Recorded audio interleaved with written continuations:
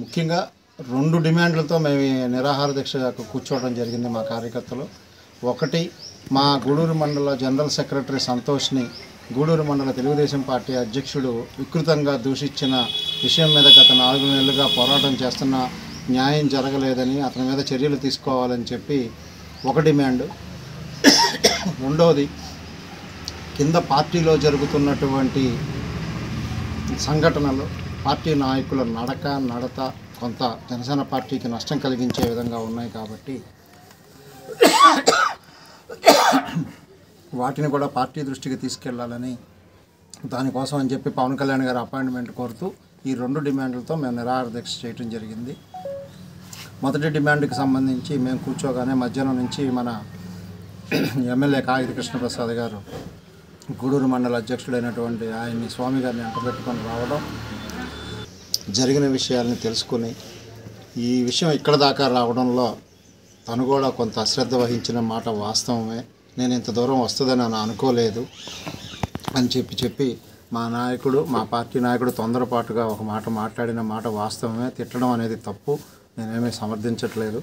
అది ఆవేశంలో జరిగింది, ఇంటెన్షనల్గా కాదు. కాబట్టి మా నాయకుడు మాట్లాడిన మాటలకి ఆయన తరపున కూడా నేనేం అనుకోవద్దు, మీరు మనసులో పెట్టుకోవద్దు, మనందరం ఆ కుటుంబం అని చెప్పి సంతోష్ గారి చేతులు పట్టుకొని ఆయన రిక్వెస్ట్ చేయడం జరిగింది.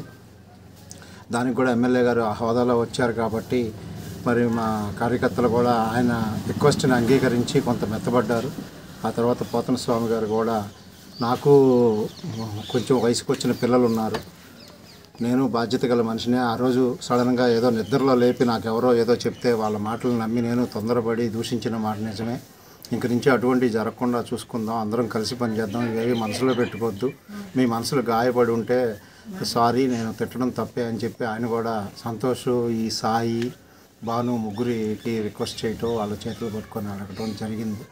దాని మీదట పెద్దలందరూ, మా పార్టీ పెద్దలు, తెలుగుదేశం పార్టీ ఎమ్మెల్యే గారు వాళ్ళు కూడా వచ్చారు కాబట్టి పెద్దల మాట కాదనలేక సహృదయంతో మా కార్యకర్తలు కూడా ఈ విషయాన్ని ఇక్కడితో ముగించేద్దామని చెప్పి పరస్పరం అనుకొని షేక్ హ్యాండ్లు ఇచ్చుకొని ఈ సమస్యను ఇక్కడితో సర్దుబాటు చేసుకుని ఆ సమస్యను అక్కడికి ముగించడం జరిగింది.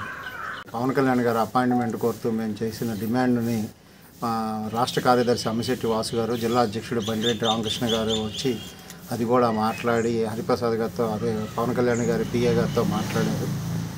డేట్ ఇవ్వడానికి మాకేం అభ్యంతరం లేదు, కాకపోతే పవన్ కళ్యాణ్ గారికి ఒంట్లో బాగాలేదు, వైరల్ ఫీవర్ ప్లస్ స్పాండిలైటిస్ ప్రాబ్లంతో బెడ్ రీడన్గా రెస్ట్ తీసుకుంటున్నారు కాబట్టి ఒక వారం రోజులు టైం ఇవ్వండి, ఖచ్చితంగా వారం రోజుల నుంచి 10 రోజుల లోపు మీకు అపాయింట్మెంట్ ఇప్పించే పూచి మాది. నాయకుడి ఆరోగ్య దృష్ట్యా మీరు ఈ డిమాండ్ని, మేము చేసే రిక్వెస్ట్ని మీరు కన్సిడర్ చేయండి, ఒక వారం 10 రోజులు నాకు టైం ఇవ్వండి, మీకు అపాయింట్మెంట్ ఇప్పించి మీకు ఒక హాఫ్ అన్ అవర్ ఆయన మాట్లాడించి ఏర్పాటు చేస్తాము, ఆ బాధ్యత నాది అని చెప్పి మా రాష్ట్ర కార్యదర్శి వాసు గారు, అలాగే కళ్యాణి గారి పిఏ హరిప్రసాద్ గారు హామీ ఇచ్చిన దాని మీద పెద్దలు వాళ్ళ మాటని మేము వినాలి కాబట్టి పార్టీ అధిష్టానం నుంచి వచ్చిన సూచన అంగీకారం కాబట్టి మేము కూడా అంగీకరించాం. అదీగాక పవన్ కళ్యాణ్ గారి ఆరోగ్యం బాగలేదు అన్నది బహిరంగ రహస్యమే కాబట్టి ఆయన ఆరోగ్యం కుదుటపడిన తర్వాత వీళ్ళంత తొందరలో మాకు అపాయింట్మెంట్ ఇస్తానన్నారని మేము నమ్మాము.